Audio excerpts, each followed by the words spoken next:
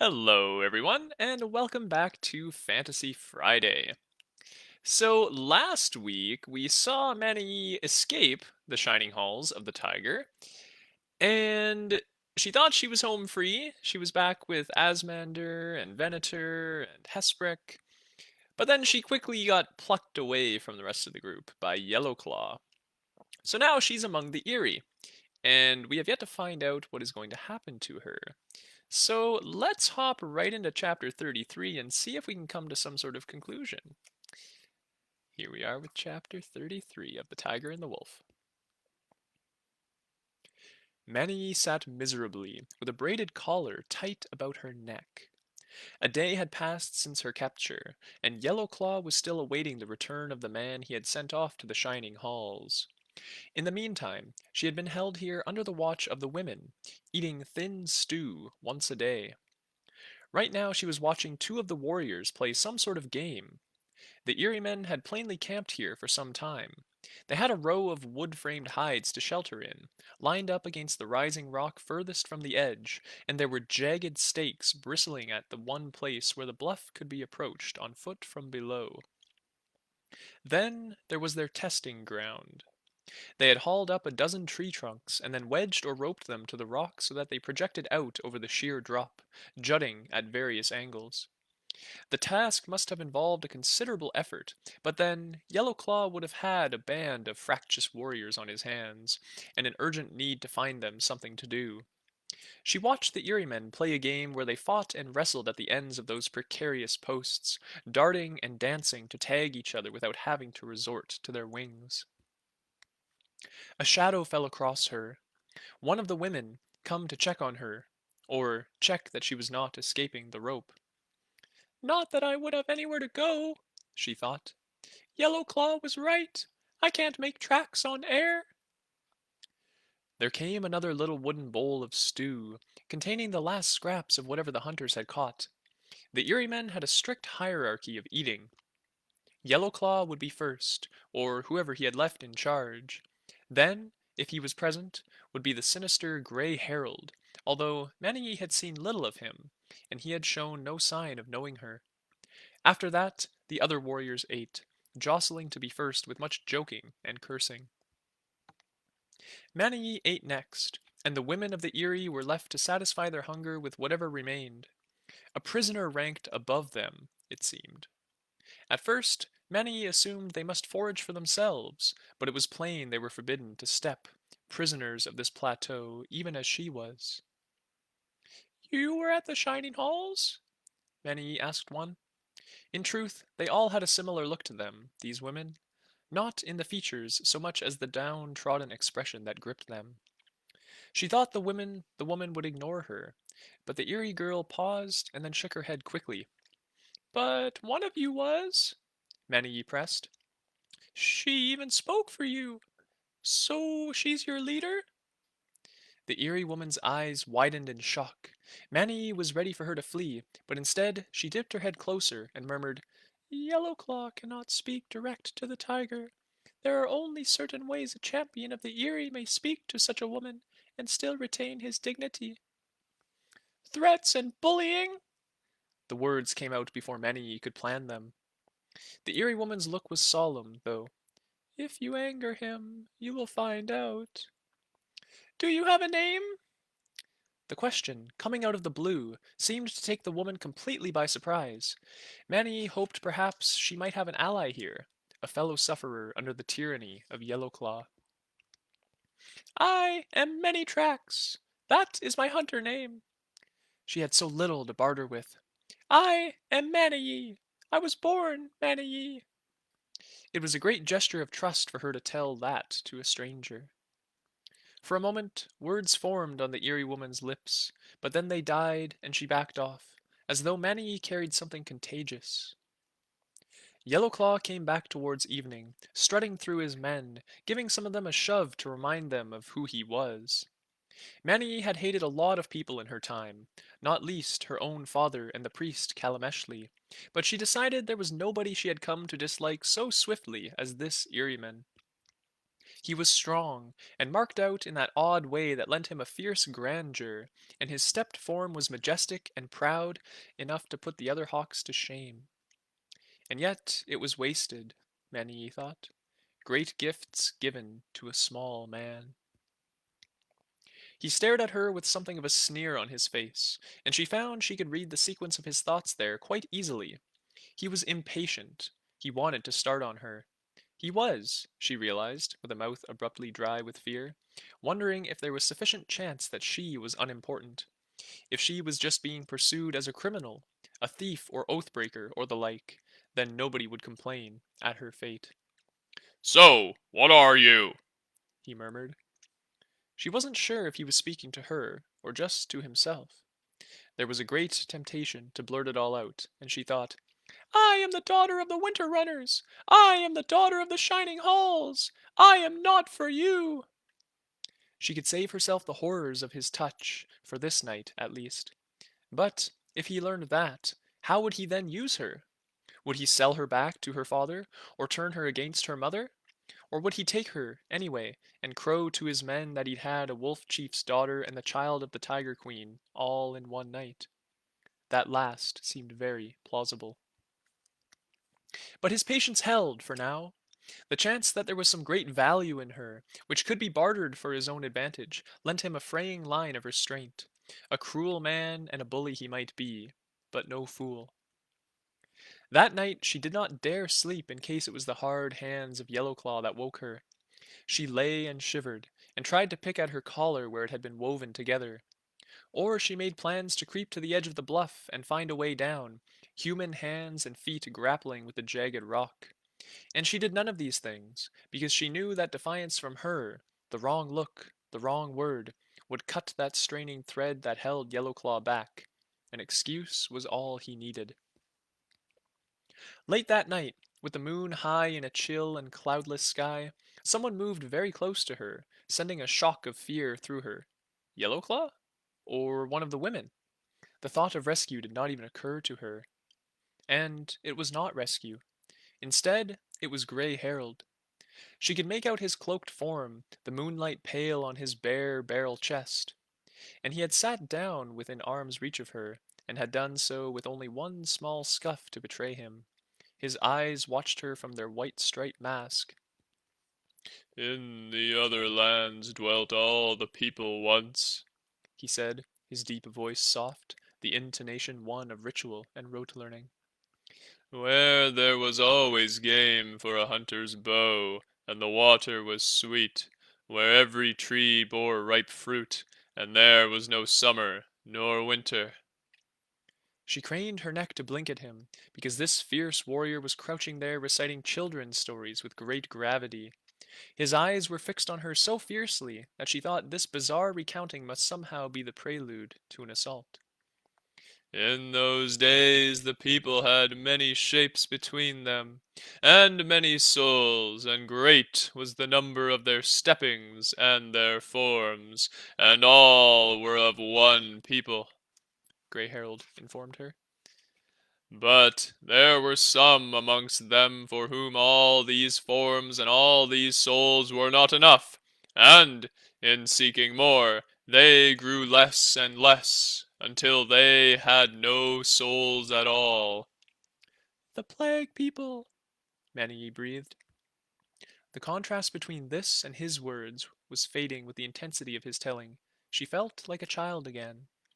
They had no souls, he went on, but power they had, for they became sorcerers and bent the world and the spirits to their will. And they consorted with monsters that had come into the world, and that sought to devour all the people, all the mute brothers, every living thing. And so they were called a plague. He paused at that, as though lamenting the loss of such paradise days, and then sighed. Those of the people who escaped their devouring tide realized that the other lands were lost to them, and they begged the sun to lead them to a land where they might be safe from the plague people. And the sun bent low and red to the earth, And those people who yet lived followed that light into another place, that is these lands that are ours. He paused, and Maniye had to restrain herself from urging him to continue. It was an old tale, and she had heard it many times, in various incarnations. Not like this, though. Grey Herald spoke as though it was a true article of faith to him, deeply and direly relevant to every day of his living. This ancient tale had no dust on it, for him. And she realized he was waiting for her to speak the next words, and, though she did not know his precise way of telling it, she could bridge that gap. But the plague people came after, she said, and he nodded briefly. The plague people came after, He echoed. for they could not abide the thought of there being a land free of their hungers, be it never so cold, never so dry, never so barren. And as the last of the people crossed from the other lands to the lands that are ours, 3 there were who turned to face them and held them back.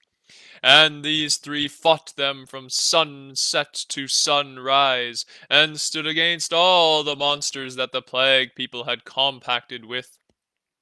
And on the next morning the sun arose with such a fierce fire that it scorched the land away, all that stood between the other lands and our lands.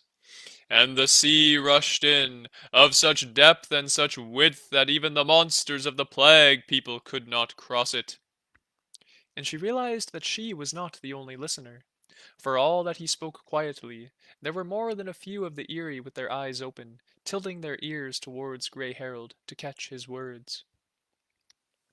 And those few who had escaped their hunger spread across our lands, The storyteller went on.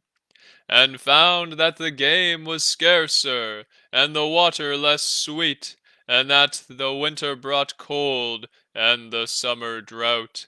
And they fought, and they divided, from one tribe of many forms to many tribes, each of a single stepping. And of the 3 who had fought the plague people during that long night, what of them? He raised his eyebrows sharply at her. It is said those 3, and all their children who came after them, kept the secrets of the other lands, and formed brave societies to teach them, lest they be needed again. And they painted their faces in the colors of their enemies, to remind all who saw them of the old dangers. And they never forgot what had been lost, and each remembered who had stood beside them, be it never so long ago.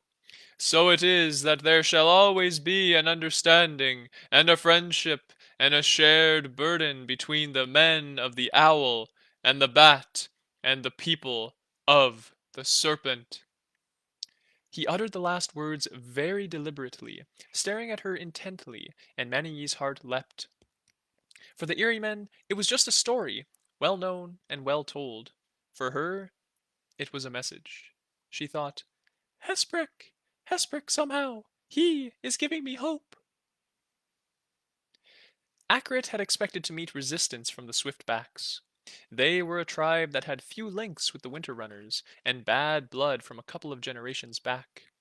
When the wolf had risen against the tiger, the Swiftbacks had not been easy under Seven Skins' leadership. Always they had followed their own paths, never where they were supposed to be. But still, they were of the wolf, and their lands were closest to the tiger. He could not ignore them. And the girl had been brought this way, for he had followed her trail this far, with his warband at his heels. He had fought water gathers for the loyalty of the Many Mouths, and he had come with the expectation of more blood in his mouth before this day was out. Instead, he and his people were welcomed as guests. For once, somebody was pleased to see them. He and Calameshly Takes Iron stayed the night in the long house of the chief. Word was running through this part of the crown of the world like the wind. The tiger was on the move. Hunting parties were coming down out of the shining halls, driving the game of the Swiftbacks before them. There had been raiding parties, stealing both thralls and food. A burning stand of the wolf's wood had been scattered and despoiled. Scouts and lone hunters were missing. The swiftbacks were between the claws of the tiger, Ackrit found. Word had come to them from the Stone Place, outstripping Stone River's own progress. They looked at him with a measure of fear, a measure of respect. He felt as though he could almost reach across to them, to take them in hand and make them his. Despite it all, though, they were waiting. They watched him eagerly, but in anticipation of what he might become. He went to see Takes Iron the next morning. What do they want? What should I have, come here wearing water gathers skin? Do they want the priest to take flesh and kneel before me? The old priest grimaced a little at his words. They have heard stories, and tales grow in the telling. I am less than they expected? Is that what you now tell me? Kalameshli took a deep breath, glancing sidelong about him in case any of the swiftbacks was too close. If word has come, then it will be word of all, the good and the bad. Ackert hissed through his teeth. In that moment, he wanted to tear down the swiftback village with his bare hands and scatter the earth of their mounds. That girl, still? He had a terrible sense of a story being told here, one of the old tales, the chief who hunted his daughter. And how did that story end? What do they expect me to do? Stride into the shining halls and seize her? I think that is just what they expect. Takes Iron shrugged. They have lived close by the tiger's shadow all this time. Year after year they have watched it creep down from the heights to inhabit their woods. All this time the winter runners have told stories of the tiger's defeat. The swiftbacks have told stories of what they once did when they were strong. And now they think they're strong again? Ackrit spat. I think, for the swiftbacks, every darkness has a tiger in it, said Kalameshli, shaking his head. They want someone to rise up and lead the war against the Shadow Eaters, but they will not raise their spears unless they believe they can win. As the shape of the enemy has grown in their minds, so they need a great leader, one who does all he sets out to do. Ackrit turned his mind to the shining halls, remembering his one sight of the place when he was young. Yes, Seven Skins had driven the Shadow Eaters back to the highlands, but even he had not brought the fight to the very heart of their power. A dawn had come when even he had turned around and said, "Enough." Enough! Ackrit's voice echoed his thoughts. Give me the warbands of all the wolf tribes, and I will tear down the stones of the shining halls gladly. But not now. He was still brooding the next day when a swiftback scout came hotfoot back from spying out the edge of the tiger's shadow. There were warbands come down from the shining halls, she said, and the craven panic that went through her people was pitiful to see. But there was more. They were not come to raid the wolf, the scout announced. Instead, they were hunting strange fugitives. The scout had seen that with her own eyes. Long before he had heard all, Ackrit knew the truth, and he was calling for his people to hunt, too. Next day, Yellowclaw's messenger flew back on swift wings from the shining halls.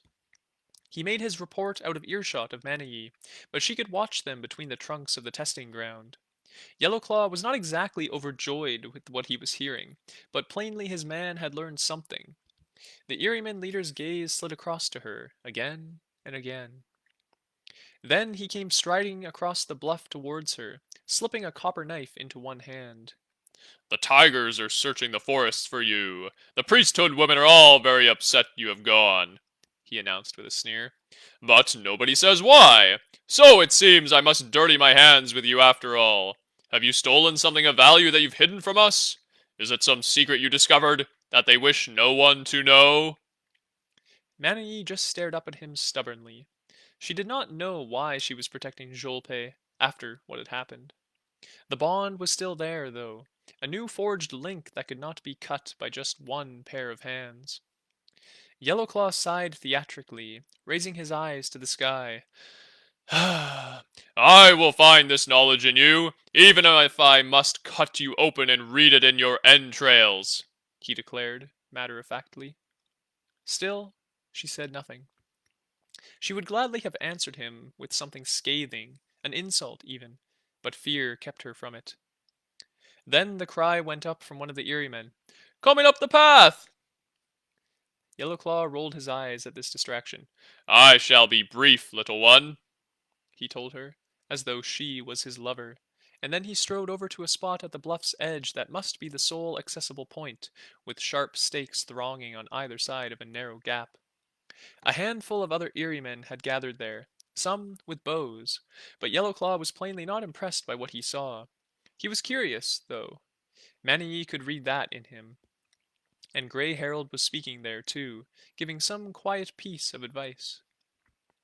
The Eyrie men backed off, enough to allow the newcomers to reach the top of the path. Maniye caught her breath. It was them. Not the whole mob of them, who would probably have been riddled with arrows by now, but two had come. One was Hesprick, leaning on his staff, nothing but bone-stretched skin in the shape of an old man. He looked exhausted just to be there, even though he had surely been carried up the path in his serpent form. The other was the black man. He was Asmander. The young southerner rolled his shoulders, looking over the Eyrie men, but mostly at their champion. Yellowclaw was the same brute of a man he remembered from their journey to the stone place. Perhaps his presence there had been required for some eerie supplication. Asmander wore the proper regalia of old Crocodile's chosen warrior, as he had fighting the wolf, sure as flint. It did not make him feel any happier. There were enough warriors here to do away with him without much of a fight, and he could hardly outrun a flight of hawks if things went badly. Hesprick seemed confident, though. Just 2 nights ago, he had been in solemn conference with a shadowy figure who had flown in on silent wings, and departed the same way. From that he had conceived a plan, little of which he had been inclined to share. The night after that, Shiri and Venator were down at a camp at the base of the slope, far too distant to provide help. Asmander hoped the pair of them weren't killing each other even now. Venator had been particularly bitter, saying the whole business was a fool's errand, and that, when Asmander got himself killed, who would give him back his name? "You will just have to beseech the dragon to grant me health," had come the champion's dry reply. There had been real anger and fear in the pirate's eyes at that remark. The reaction had been oddly reassuring. And Asmander thought, "And he's right. This is a stupid thing to be doing. If the old man wasn't of the serpent—" but a life spent in the Sun River Nation had taught Asmander to respect the priesthood. Their true intent was seldom obvious, and almost never what they claimed it was, but it was usually for the best. Or so they thought, at least, and history had borne them out. What lay ahead of them was gnawing his stomach. Not the challenging of Yellowclaw, but what that challenge might force him to do. His head was full of Hesprick's words, the preparations they had made, the ritual he had undergone. He was frightened by it. Fear of pain and death was something he had the shoulders to shrug off. Those were things outside him, and he knew how to brace himself against them. This new thing which Hesprick had gifted him with, though, it was buried within him, alien and eager. "I remember you," Yellowclaw said, eyes like stone for all he affected a mocking tone. "No woman to do your fighting for this time." "I thought I should leave you at least a small chance," Asmander acknowledged. "What do you want, black man? Or perhaps you have come here to learn to fly?" Yellowclaw's glance encompassed the nearby sheer drop that made up most of the bluff's edge. Asmander managed to force out a snort of amusement, although he had decided on the way up that he was very much not fond of the heights that most of this cold country seemed to be built from. "I'm here to fetch the girl." Yellowclaw went still. "Why?" he hissed. "What is this girl that the world wants her? This ugly little wolf brat?" "She is dear to my friend," Asmander said, with a sideways nod at Hesprick. "And, besides, if not for her I would not have been given this chance to challenge you." The Eyrie laughed, and Asmander was not heartened to see that it was a genuine laugh, rather than something put on for his followers. "I am the great eagle, black man. I am a champion of the Eyrie. Nowhere in the crown of the world will you see such a terror as me. I am a champion of the Sun River Nation, Asmander told him mildly. I will fight you for the girl. There was a gleam of cunning in Yellowclaw's eyes. But we already have the girl, do we not? What does the Eyrie stand to gain, save painting our ground with your blood? But this, your friend, this dead stick beside you, he can tell us the girl's value, yes? Why would he seek her unless he plans to sell or use her? When you are dead, he will tell us all he knows, or he will go to meet the hawk. Asmander cocked an eye at Hesprick, and the old man nodded tiredly. Last night's business had clearly taken a great deal out of him. Enough bragging! The South's champion squared his shoulders and drew out his Macan. Let's fight! Yellowclaw made a derisive face. Look, your wooden sword has stone teeth. Is that so you will be able to eat when your real ones are broken? The Eyrie men sauntered over to that snaggle of logs jutting out over the drop, plainly expecting dismay from his opponent at the sight. Asmander was forewarned, though, by Hesprick's informant. He had always known how this was going to go. That didn't mean he had to like it. Yellowclaw leapt out into thin air, the action of a maniac if he had not become an eagle at the apex, mighty wings shadowing the ground as he lazily flapped and circled until he found a roost atop the furthest pole, where he became a man again, balancing without effort. Come, man of the river, he called. Come bring your challenge. Asmander looked once more at Hesprick, hoping to see a suggestion in the old man's expression that the plan he knew of was only some small part of the serpent's scheme. The pallid snake priest looked ashen, though, drawn and haggard. His colorless eyes met Asmander's, and there was no help to be found there. The other Eyrie men were drawing closer, eager to see this foreigner beaten. Asmander reached the closest pillar and inched out along it, arms extended for balance. There, he managed to at least approximate Yellowclaw's enviable poise. At the bluff's edge, the hawk warriors were spreading out, and plenty of them had knives. There was no going back that way until the fight was over, and the only other exit was just straight downwards. And, of course, Yellowclaw himself could just fly away. The Eyrieman champion had a knife in each hand now, long tapering blades of bronze, styled like feathers. Asmander found himself almost obsessing over their craftsmanship, which was beautiful, because the alternative was actually starting the fight. But he had to fight. It was not about the girl now. It was about being a champion. The step to the next pillar was a long one, but manageable. Beyond that, they were more spread out, some surely beyond a man's ability to reach without jumping. Yellowclaw was like his reflection, moving as he moved. The sun gleamed along the length of his knives. The next step was more of a stretch, and Asmander was forced to teeter for balance as he made it, to jeers from the Eyrie men. Yellowclaw came rushing for him in the same moment. The Eyrie men had not stepped, but just ran across the posts with great, sure strides that Asmander would never have been able to match. He had closed the distance between them in an absurdly brief moment, one dagger snapping out. Asmander could not just feint aside as he might have done on the ground. Instead, he struck at the blade, stone scraping metal and deflecting the thrust, throwing them both off balance. Yellowclaw just took a long step to the next post, not even looking back, whilst Asmander swayed in place. He thought, Time to shift the odds. and he stepped. The shape he took was something the Eyrie men did not know, and did not like now that they saw it. Asmander's champion shape, with its sickled clawed feet, its heavy jaws, was something beyond even their stories. Yellowclaw gave ground swiftly, putting a half-dozen posts between them, but Asmander was the champion now. A new soul had taken hold of his limbs. A little distance was not going to dissuade him. He sprang, the great strength of his hind legs sending him sailing forwards 3 posts, to land almost next to Yellowclaw with a scrabbling of talons, straight tail out for balance. The post gave dangerously beneath him, sagging towards the abyss. The Eyrie men swiped at Asmander's snout with a blade, but he was backing away as he did so, 3 jumps, and the last one almost a fall. Asmander screeched at him, riding a wave of defiance. He had one more chance, another spring with an almost flat trajectory, bringing him down to rake a post that Yellowclaw had just vacated. The Eyrie champion was shaken, but he was not beaten. A vicious grin had forced its way onto his face. Very fine, he called. But can you fly yet? I think not. Before Asmander could pounce again, he had stepped himself, hunching as an eagle on his own post, wings half spread. The river champion paused, muscles tense to spring, knowing that the bird would be in the air before he landed.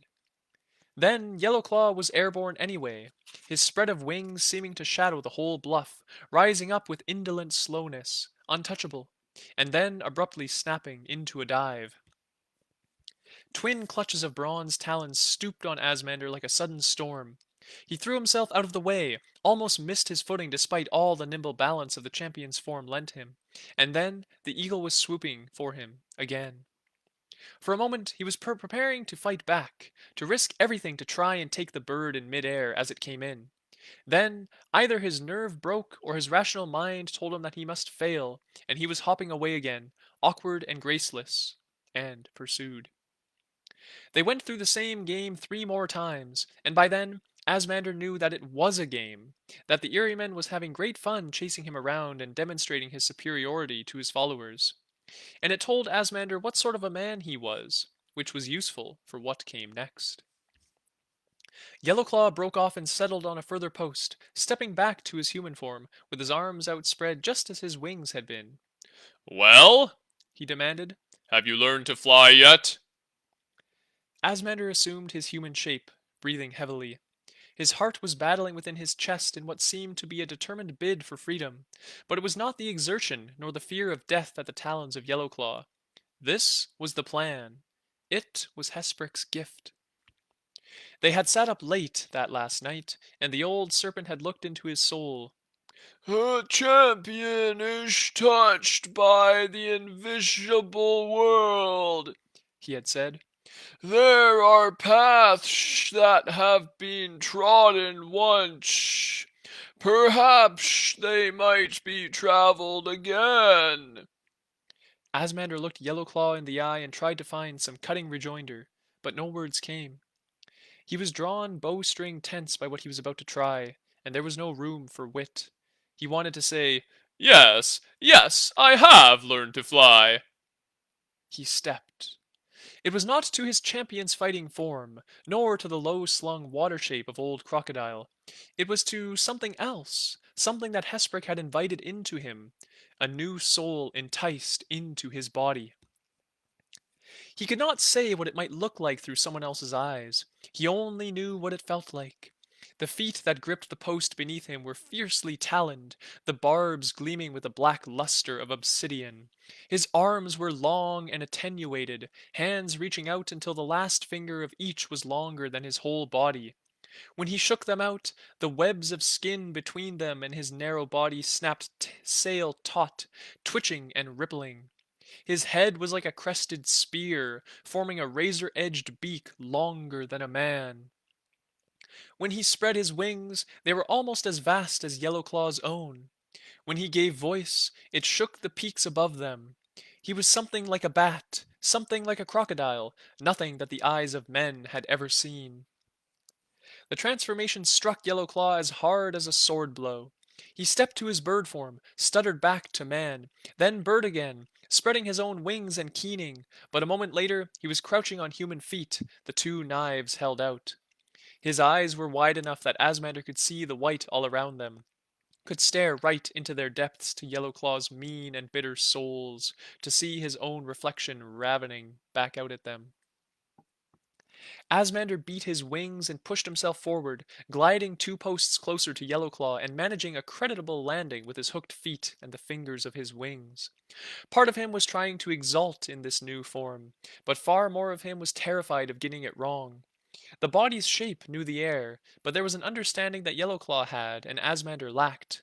Some things only came with practice, and the moment he slipped, the moment he looked a fool, his hold on the other man would be gone. If it came to it, and if Yellowclaw fought fierce, then the Eyrie would win. So Asmander came on strong, hop after hop, shrieking and thundering with his wings. He made that unfamiliar body into a death threat aimed straight at his enemy.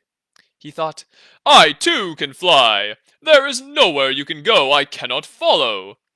If all my life I'd had mastery of the sky, uncontested, then would I be a brave man still? If I had the luxury of living where none could attack, of attacking only where I chose. he was maligning the Eyrie, no doubt. Surely there were many brave warriors there, for they had to strive against each other to prove themselves. Their champion, though.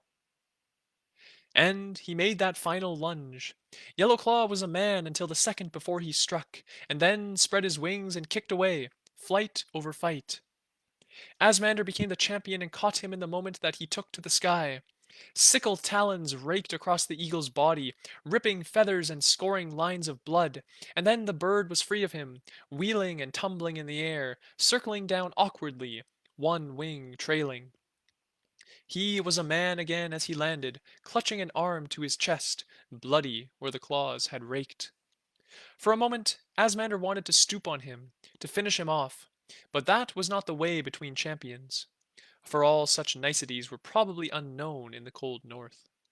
Instead, he stepped back to human form, standing tall and proud and high. I claim my victory, he called. Free the girl, and if I see a winged speck in the sky following us, then I shall rise to meet it. Empty words, but he gave them force. And so concludes chapter 33 of The Tiger and the Wolf.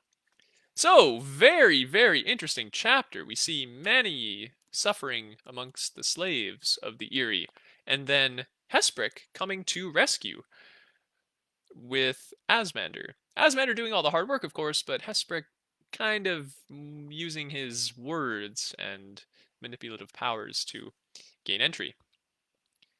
The creature that Asmander transformed into, that he stepped into, was very interesting as well. It sounded something like a pterodactyl with velociraptor claws or something. Very interesting, and it certainly won him the battle. So he overthrew Yellowclaw and won back Maniye. So let's see what happens next as we read on in chapter 34. Maniye cast more than one nervous look up at the sky as they scuffed and slid their way down the treacherous path that was the only land-bound escape from the Erie-men's camp. There were clouds aplenty, eager to gift the world with rain, but she spotted no winged shapes wheeling against them. It seemed the Eyrie was licking its wounds. They made wordless progress for some time. Hesprick was chancing the walk down, feeling his way with his staff and choosing his footing wisely. Of the three of them, he never stumbled or slipped once. On her other side, Asmander seemed deep in thought, stealing a suspicious glance at her every so often. He must surely be brooding over the same question that Yellowclaw had asked. Why her? Maniye wanted to ask it too. She remembered the lie Hesprick had told the horse, that he had come north to seek her out for a prophecy. Was he just repaying a debt? Her rescue of his old bones from the winter runners paid by his bringing this exotic warrior to defeat Yellowclaw? Then the snake priest croaked out, I imagine you must be full of questions. He had paused to catch his breath, and she felt pinned suddenly by his gaze. She should ask why, so she might know whether he was still on her side, or whether he would take up with this strange friends and abandon her. She would not ask him. She would remain ignorant until their parting forced the knowledge into her. For all he was old and frail and strange, she wanted him to be her friend. She needed him. So she asked of Asmander, What were those animals you stepped to? Were those not things of the south? She already knew in her heart they were not.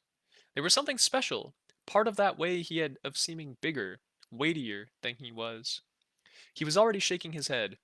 What you saw first, that was the champion of the Sun River Nation. He frowned at her expression.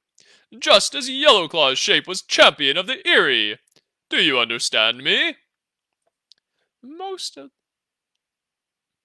Most of the peoples in these lands have no such thing, and the Eyrie men keep to themselves.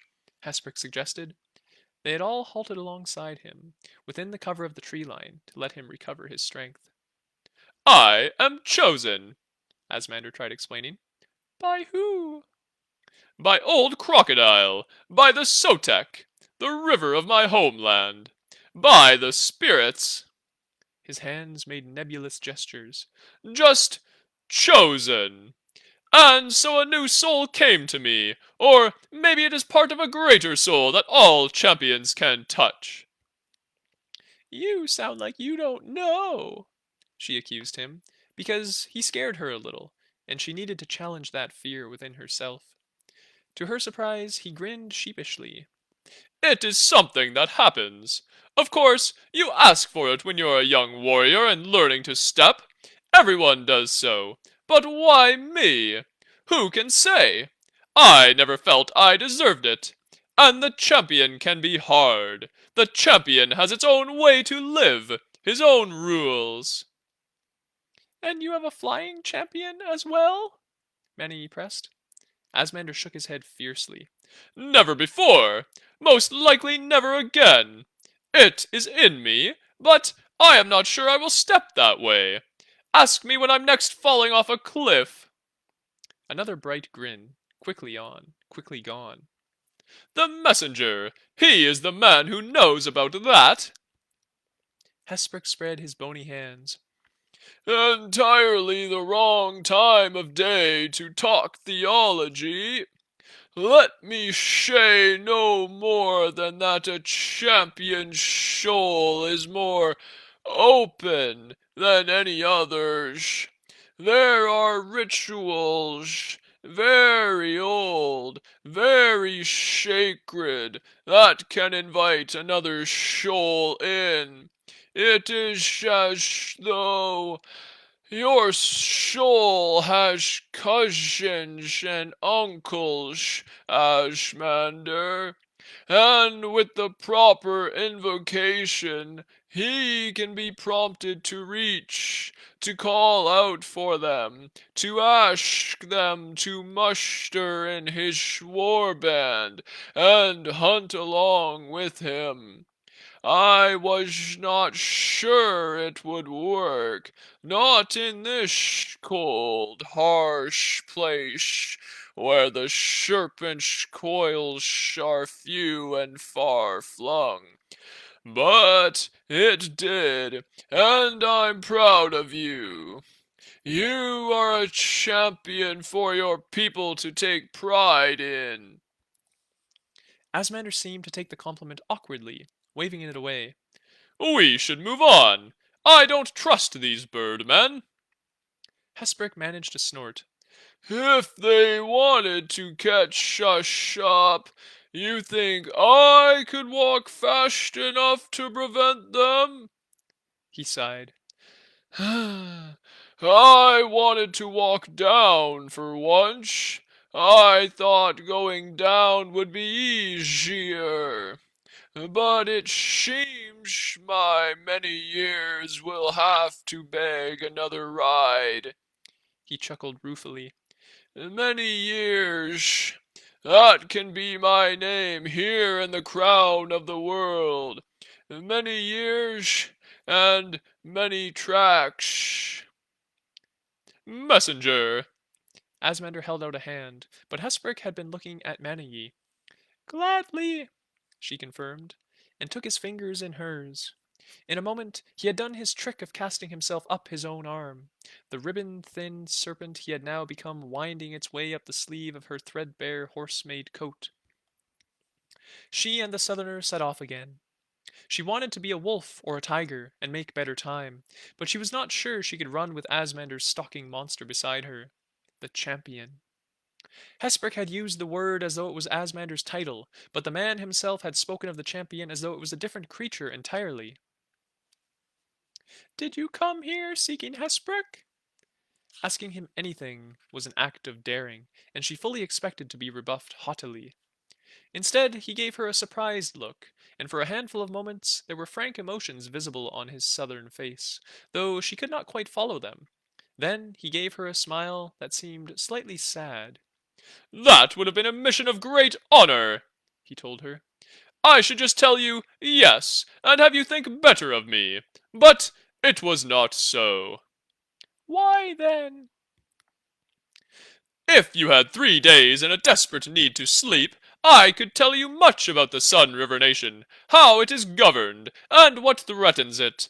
But these are problems you do not have in the crown of the world. Politics, taxes, hereditary rule. You are better off without these things. In truth, Maniye found the words difficult. Is that where the child always gets what the parent had? And then, at his nod, then the tiger have that. She almost went further, but caught herself, saying only, their daughters become what their mothers were. Hence you run from them, Asmander noted, dryly. That I approve of. They are much wiser, most of your tribes and villages here. Avoid such foolishness. Your people's foolishness. Exactly. He was plainly making some joke for his own amusement, at his own expense. We have our own foolishness. No doubt. That is how people are. Once they have food and drink and shelter, the next thing they must find is a quarrel. They carried on picking their way downwards, beneath the intermeshed needles of the trees. The southerner was a contradiction, a study in strength and self-mockery. She wondered what he would have been without the mantle of champion weighing on his shoulders. Something less? Something happier? Or the same? Her eyes were still on the sky, waiting for Yellow Claw and his warriors to return. She had not forgotten her other enemies, and, in her human shape, she could not scent them out. How long they had followed her footsteps before striking, she never knew. She said, Tell me about your priesthood, feeling the slender serpent shift its coiled grasp about her wrist. He opened his mouth to answer, but the wrongness struck her all at once, and she cried out. No words, just a warning. The instant they knew she had sensed them, there were wolves bursting out from cover, weaving between the trees with their jaws half open, eyes burning her with their yellow gaze. And she knew them. No strangers these, who might be fooled or reasoned with. At their head was accurate Stone River himself. Her father had come for her. She stepped to her own wolf shape instantly and was away, feeling Hesperich shift awkwardly to stay clasped about her. Asmander had his stone-toothed sword out, eyes wide in that dark face, but it was plain the wolves were happy to avoid him and ignore him, if only they could have her. She went scuffing and scrambling away between the trees, but the gradient was taking her further downslope any time she was not actively pushing upwards. The winter runners knew it, running below her, one or other of them pacing her at every moment, the rest closing the jaws of the trap. They were wolves. As a pack, they could run forever. As solitary prey, she could not. It seemed to her that she had always realized it would end like this. These were just the last moments of a hunt that had begun the moment she had abandoned her home village. If she had only looked far enough behind her, she would surely have spotted the patient form of Stone River loping along her trail. But still, she ran. Like every hunted thing, she ran until they caught her. She had lost track of Stone River, but Amayin Shatter's Oak was pushing towards her from down the slope, inching closer and closer. Then another couple of wolves were almost falling upon her, two young hunters shouldering at each other to be the ones who caught her. They lost their purchase on the root-strewn ground, nearly taking her with them. She veered, and then was a tiger, clawing and climbing straight upwards, swifter than Amayin could follow, kicking dirt and mats of dead needles down at the wolf behind her. Another of the pack was above her, had overshot her in trying to second-guess her course, but was now turning back. She saw the gray of an old wolf still strong, and her heart shot her through with dread. Calameshli, surely? Stone River had brought the priest along, and why would he do that unless the hateful old man had a special vengeance in mind for her? They will give me to the wolf, she thought. They will give me to the fire. She turned back the way she had come, from tiger back to wolf as soon as she found a level course, leaving Amayin and Calameshli and the rest scrabbling to match her shift in direction. Then Smiles without teeth was there before her, a huge wolf with spittle-strung jaws. He lunged for her and she twisted aside, knowing that she was going to make it, that those teeth would close only on empty air. But he stepped as he lunged, the reach of his teeth suddenly extended by the length of his arm, and his huge hand got the scruff of her neck, and then he had her by the throat. She was human again, no fangs, no claws, and he lifted her up with a triumphant grin. Then Hesprick flashed out from her sleeve, toothless jaws gaping right in the wolf hunter's face, and he howled and dropped her, losing his footing and sliding away down the slope. She hit the ground on 4 feet, Hesprick on 2. "Ashmander! Here!" the old man managed, a quavering cry that surely the champion would never hear, and then he lunged desperately for her, knotting his scaled length about her even as she was off, wolf-shaped again, feeling the net close in on her. Seconds later, 3 wolves were nipping at her tail, each pushing at the others for a chance of being the one that brought her down, and she could scent the fierce, hot reek of the pack. Not the individuals, but the single creature they made when they came together. She dodged and danced between the trees, keeping her few heartbeats of a lead, but one stumble from her would finish it, and they were inexorably bending her path so as to bring her into the jaws of the others. Then Asmander was amongst them in the champion's shape, striking down with sickle-clawed feet and scattering them, shrieking out his challenge. The wolves bolted in all directions, one of them tumbling over and over down the slope, and Maniye was running, still running. Abruptly there was no other wolf behind her, and she was leaping free of her own volition, and not driven by their storm. 2, 3 breaths the world allowed her, when she thought she was clear of them. Then Stone River pounced from the higher ground, the cunning old hunter who had guessed where the hunt would take her, and had waited, fresh and alert, for her to come to him. He struck her in the side, knocking her from her feet with his weight, and then he had his forepaws on her, pinning her to the ground, his breath hot and stinking in her nose. He lunged, jaws gaping, but it was just to set them about her throat, not enough to pierce her wolf hide, but sufficient to jolt her back into her human form. Then he was human too, looming, monstrous, one of her childhood's 2 tormenting demons. He hauled her up, and when she tried to twist out of his grasp, he slapped her across the side of the face, hard enough to loosen her teeth and blur her vision. "Now!" he growled, and Hesprick struck at him desperately, first an open-mouthed lunge at his face, then whipping his body about Acrid Stone River's throat, a living noose that grew and grew, thickening and tightening as Hesprick stepped and stepped through a spectrum of greater and greater serpents, fighting for the strength to overcome this man. Then Acrid had a hand about the snake's head and neck as he tried to wrench the creature away, and abruptly there was no longer a crushing serpent there, but just a fragile old man with his withered and impotent hands at the wolf chief's throat. Maniye was a tiger in that instant, snarling and yowling and ready to defend her friend, but the old priest cried out, "Run! You're their prize, not me!" Even then, she would not have gone, but another wolf was on her, jaws gouging long grooves in her haunches. Amiyen Shatterzoak had caught up with her. Without thinking, Maniye smacked the newcomer across the snout with a rake of her claws and was a wolf again, already darting away. She left Hesprick behind. She hated herself, but she left him. But Shatter's oak would not be thrown off. Pelting through the trees, she felt that she had left the pack behind, perhaps even left Acrit behind, but the hot breath of Shatter's oak was always at her back. Now Maniye found herself remembering the horse camp, how it had been Shatter's oak and her son there who had tried to kill her. She tried for another sudden burst of speed, but she was too tired, and Amiyen was running a little downhill of her, forcing Maniye to spend her strength against the slope. I cannot run like this much longer, she thought. She was slowing.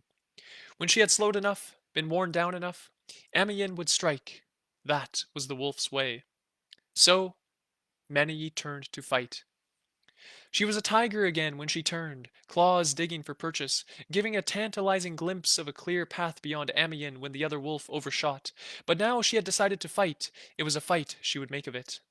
Even in this form, she was smaller than Amiyen's wolf, but it was a closer match, and her position upslope had become a weapon. She struck, and heard Shatter's Oak's surprised yelp, and then the two of them were tumbling over and over.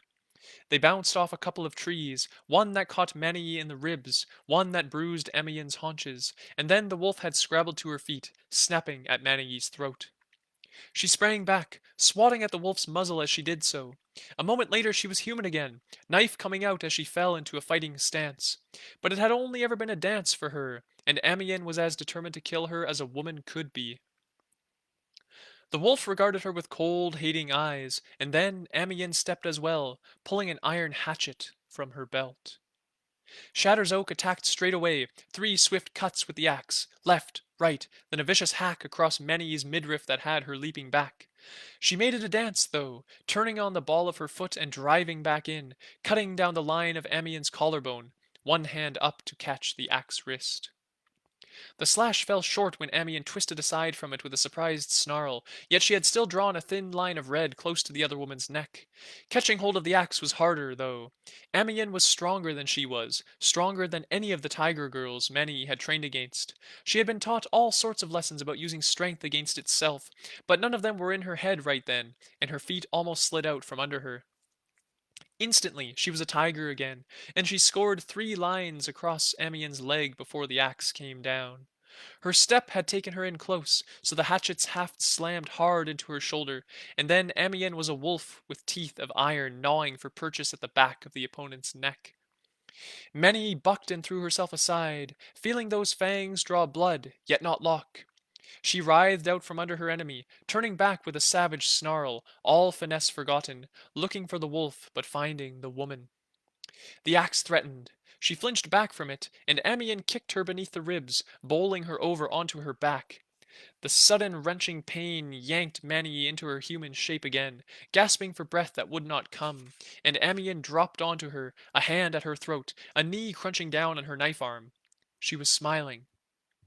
"Now I kill you as you killed my son," she crowed triumphantly, "and your ghost shall rot in your corpse." Maniye tried to protest that she hadn't, but Amiyen's grip was choking off all the words in her throat. With her free hand she fumbled with that clenching grasp, but she might as well have tried to bend iron. Then someone was standing behind Amiyen, though by then Maniye could make out none of the details. She heard the voice, though. "Many tracks didn't kill your son. I did." A voice she knew. Broken Axe's voice. Amiyen had gone still, but not relaxed her grip. "You? How could it be you? You were not—" But her eyes had narrowed, and she must have been casting her mind back to the horse camp. In amongst the twisted skein of scents that had knotted their air there, she had scented the poor broken axe? Surely she had. "The girl was there. Eyrie was on her heels." "Because he sought to kill her, and because you did." Silence from Amiyen, Shatter's Oak. Broken Axe stepped round until Maniye could see him. He seemed eminently unhurried. "Why would you?" Amiyen said at last.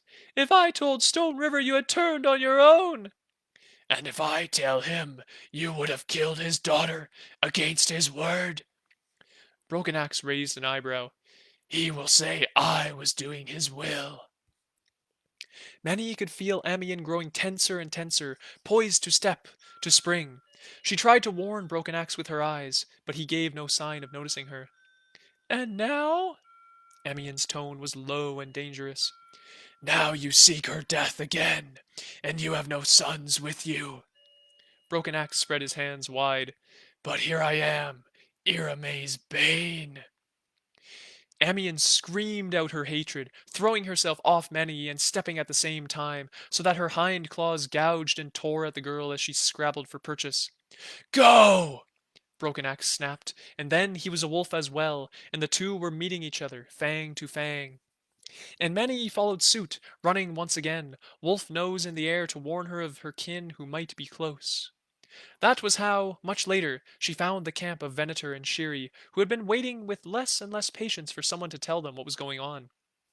By that time, Maniye was half dead with running, sure-footed, hungry and parched with thirst.